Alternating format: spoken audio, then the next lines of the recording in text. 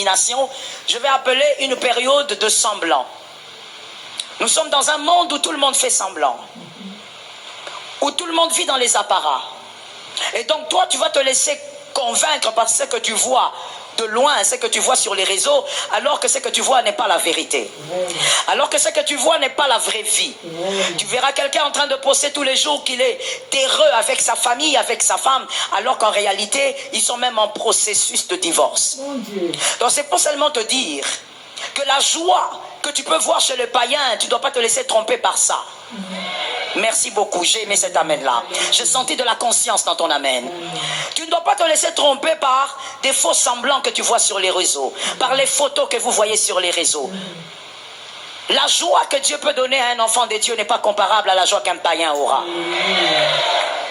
La joie que Madame Hélène vous aurez en allant accoucher votre enfant, ça sera une joie tranquille, une joie paisible. Ça ne sera pas comme ce païen-là qui, avant d'aller à la maternité, il doit d'abord aller à la tombe, il doit d'abord aller au cimetière, il doit aller faire des rituels nus au cimetière. Un grand monsieur de 55 ans, mais qui reste tout nu comme un ver de terre dans un cimetière parce qu'il a des choses à accomplir. Ce n'est pas pareil. Que quelqu'un dise à une autre personne, ce n'est pas pareil. Aide-moi à dire à une autre personne, ce n'est pas pareil. Dieu donne une joie. Dieu donne une paix. Dieu donne des victoires. Dieu donne des grâces aux enfants de Dieu que les païens n'auront jamais. Alors, ce que j'étais en train de tuer, je crois que tu l'as compris, et je le retue encore. Arrête de croire que la véritable joie, ce sont les richesses. Ne te laisse pas tromper par ça. Parce que le monde va te faire croire qu'avoir ça, c'est tout. Non, avoir la paix, c'est tout. Et quand on dit avoir la paix, c'est tout, il y a une belle chose que l'Écriture dit. L'Écriture dit, il est celui qui donne la paix que le monde ne connaît pas. Dans d'autres versions, il est celui qui donne la paix que le monde ne peut pas expliquer.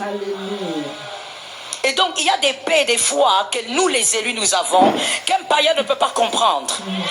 J'ai des problèmes que lui n'a pas, mais il ne comprend pas ma paix. Elle est inexplicable, parce qu'elle ne vient pas de moi. Elle ne vient pas du fait que j'ai un mari. Elle ne vient pas du fait que j'ai une femme. Elle ne vient pas du fait que j'ai un enfant. Elle ne vient pas du fait que j'ai une maison. Non, elle vient de Jésus. Il y a des gens qui ont des enfants qui n'ont pas la paix. C'est pourquoi je dis toujours aux personnes qui n'ont pas encore saisi leur bénédiction physique, je parle des enfants, je dis il ne faut pas vous agiter. Attendez le temps de Dieu. Avoir des enfants, c'est pas tout. Il y a des gens qui ont des enfants, mais malgré les enfants, ils divorcent quand même. Jusqu'à ce matin, j'étais triste d'assister à un divorce.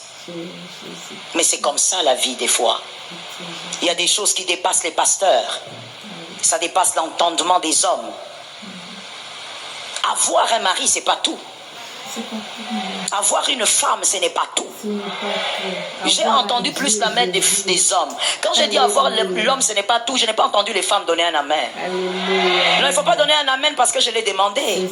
Il faut comprendre seulement qu'avoir un mari, ce n'est pas tout. Il faut comprendre ça. Ce n'est pas tout. Tu peux avoir toutes ces choses et être très malheureuse. Très. Tu peux avoir toutes ces choses et vouloir te suicider. Mais Dieu, lui, il donne